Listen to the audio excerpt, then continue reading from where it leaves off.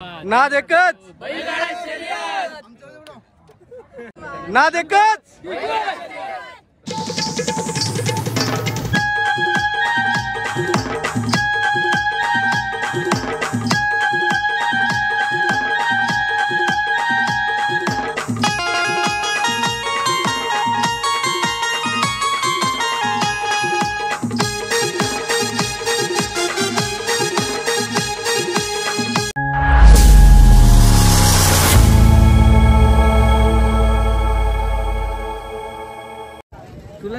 तर नमस्कार मित्रांनो, पुन्हा एकदा स्वागत आहे तुमचं आपला मराठी यूट्यूब चॅनल मी पोयनाळकर मध्ये.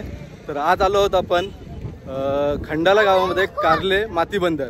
तर आज इथं पहिल्यांदाच माती बंदर बनवले आहे. बंदरची अरेंजमेंट आहे ती एकदम अतिशय सुंदर अशी आहे. अंतर कमी आहे, कमी असलं तरी इथं चढाव भरपूर आहे. 2 ठिकाणी चढावाचे टप्पे आहेत. तर आज बघूया या बंदरामध्ये कशा गाड्या धावतात, काय धावतात यात तुम्हाला व्हिडिओ मार्फत सर्व बघायला भेटणार आहे. आणि आपला गेल्या व्हिडिओ तुम्ही बघितलं की आपला ड्रोन ॲक्सिडेंट झालेला, आपण ड्रोन आज करून आणलेले होते आणि आज काळजीपूर्वक उडवणार आहात, कारण तुम्हाला चांगले व्हिडिओ बघायला भेटतील या कारणाने. तर आजचा व्हिडिओ पूर्ण पहा. व्हिडिओमध्ये नवीन असेल तर व्हिडिओला लाईक करा, शेअर करा. आपल्या चॅनलवर नवीन असाल तर आपल्या चॅनलला सबस्क्राईब नक्कीच करा. तर आजच नवीन व्हिडिओ तुम्हाला घेऊन येत राहील, आणि आपल्या चॅनलला सबस्क्राईब नक्कीच करा. चला भेटूया आता बैलगाड्या. डायरेक्ट बैलगाड्या चालू करूया.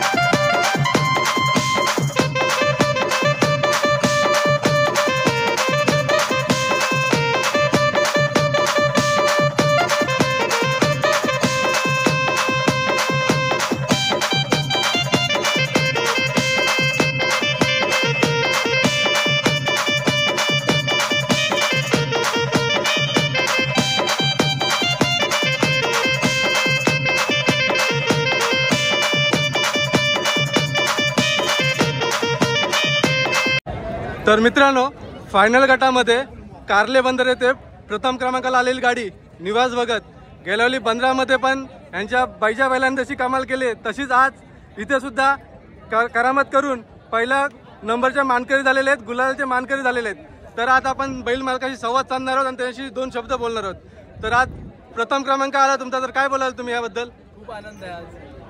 तर ह्याच्या आधी आपण अजून किती वेळेला नंबर मारलेले आहेत?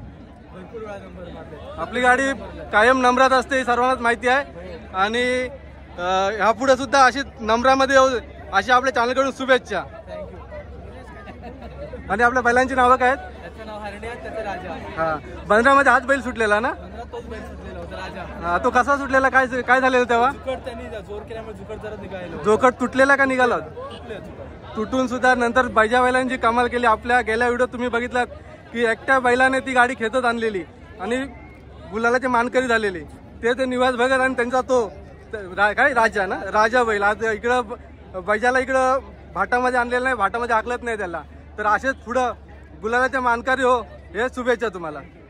चला, तर मित्रांनो कार्ले माती बंदर येथे फायनल गटामध्ये 2 नंबरला आलेली गाडी आहे। तर आपण बैल मालकाशी जरा संवाद साधणार आहोत। आपल्या बैलांची नावं काय? हा सोन्या आणि हा भांड्या, भांड्या। कुठले आपण? परूर गुंजालची गाडी।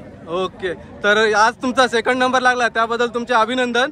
आणि या पुढे सुद्धा असेच गुलालाचे मानकरी होते, हे आपल्या चॅनलकडून शुभेच्छा। आणि हा बघा, हा त्यांचा इकडे मित्र परिवार सगळा ना देखत। हे बघा, हे छोटे त्यांचे बैल मालक गुलबिया, मग कोण? तर मित्रांनो कार्ले फाटामध्ये 3 नंबरला आलेली गाडी आहे, कार्यकर नाव आहे बैलगाडी मालकांचा। तर आज आपण त्यांच्याशी संवाद साधणार आहोत। तर आज 3ऱ्या नंबरला फायनलला गुलालची मानकरी झाले, तर काय बोलाल तुम्ही? समाधान झालं आमच्या फायनलला कंटिन्यू नंबर घ्यायची, पहिल्यांदाच आम्हाला फायनलला चढवलं आज। हा, त्यात आम्हाला 3 नंबर भेटला, आमचं समाधान। ह्याच्या आधी कोणत्या गाडात जायची गाडी? सेमी फायनलला प्रत्येक वेळी 1 नंबर काढायची गाडी। आता झाल्या 7-15 पण गाडी 1 नंबर काढली सेमी। ओके, आणि आता फायनल गटामध्ये 3 नंबर आले, तर तुमचं अभिनंदन। आणि यापुढे सुद्धा असेच गुलालाची मानकरी होऊ दे, ही आपल्या कडून शुभेच्छा ना देखत। चला, तर मित्रांनो प्रथम फायनल गटामध्ये पहिल्या क्रमांकाला आलेली गाडी आहे। तुमचं नाव काय? नितेश तेलगे। कुठले आपण?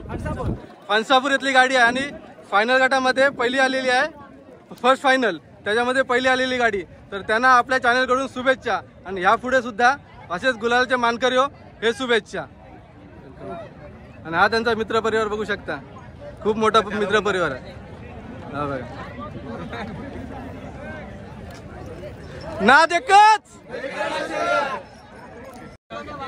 तर मित्रांनो आज कार्ले भाटामध्ये 2 फायनलला गट होते। तर हा पहिला गटामध्ये 3 नंबरला आलेली गाडी आहे। तर आपण आता बैल मालकाचं नाव जाणून घेणार आहोत आणि त्यांच्याशी संवाद साधणार आहोत। तर बैल मालकाचं नाव काय? रोहन कृष्ण पाटील। आणि बैलांची नाव काय आपल्या? बैजा आणि रुद्रा। बैजा आणि रुद्रा। तर मस्त सुंदर असे बैलांची नावं आहेत आणि आज त्यांचा 3रा क्रमांक आला, त्याबद्दल आपल्या चॅनलकडून त्यांना शुभेच्छा। आणि यापुढे सुद्धा असेच नंबरात येऊ, गुलालच्या मानकरी हो, त्यासाठी बेस्ट ऑफ लक। तर बघू शकता त्यांचा मित्र परिवार आणि यापुढे सुद्धा असेच गुलालाच्या मानकरी हो, ह्या शुभेच्छा। तर मित्रांनो कार्ले भाटामध्ये क्वार्टर फायनलला 2ऱ्या क्रमांकाला आलेली गाडी आहे। आपण बैलांची नावं जाणून घेणार, बैल मालकाशी संवाद साधणार आहोत। तर बैलांची नावं काय आपल्या? राजा आणि मोरा। राजा आणि मोरा। ह्याच्या आधी आपण कुठं हाकललेले आहेत? याच्या आधी बऱ्याच ठिकाणी हाकललेली आपण गाडी, गुलालाची मानकरी झालेली आहे। हो, 7-8 बंदरात द्वितीय मानकरी झालेला आहे, पळीला हॅट्रिक मारलेली आहे आमच्या राजा आणि मोरानी। तर कायम गुलाला सुंदर धावते गाडी। यापुढे सुद्धा अशीच गुलालाची मानकरी हो, हे आपल्या चॅनलकडून शुभेच्छा। धन्यवाद ना देखत। हा त्यांचा मित्र परिवार सगळा बघू शकता। चला, थँक्यू। तर मित्रांनो तुम्ही बघू शकता बिंजोडचा बैलगाडा, तुम्ही बघू शकता आपल्याकडे अशी बैलगाडी नसते, पण इकडे आता हे बैलगाडी घेऊन आलेत। आणि बैल बघू शकता किती सुंदर असे बैल, एकदम छोटे आहेत आणि एकदम सुंदर अशी बैलगाडी आहे। ही आपल्याकडची बैलगाडी नाही आहे ना? ही कुठे हाकलता तुम्ही? गाडी इथे आता बनवलेली आहे, गाडी असल्यावरती असतात घाटावर. म्हणजे आता इकडे हाकलणार कसं काय, आपल्याकडे हाकलत नाही मग फक्त सारावासाठी. सरावासाठी केलेलं आहे. सुंदर अशी बैलगाडी आहे आणि बैल पण त्या बरोबर एकदम सुंदर आहेत, एकदम छोटे असे आणि बैल दिसायला पण एकदम अशी देखणी अशी जोडी आहे, बघू शकता तुम्ही. आणि बैलगाडा तुम्ही बघू शकता कसा आहे, बिनजोड बैलगाडा. ही असली गाडी आपल्याकडे हाकलत नाही आहे, पण त्यांनी सरावासाठी ही गाडी केलेली आहे. खूप छान अशी बैलगाडी आहे. कुठली आपली गाडी? वाडगावची गाडी आहे, अलिबाग तालुक्यातील वाडगाव येथील गाडी आहे. चला थँक्यू.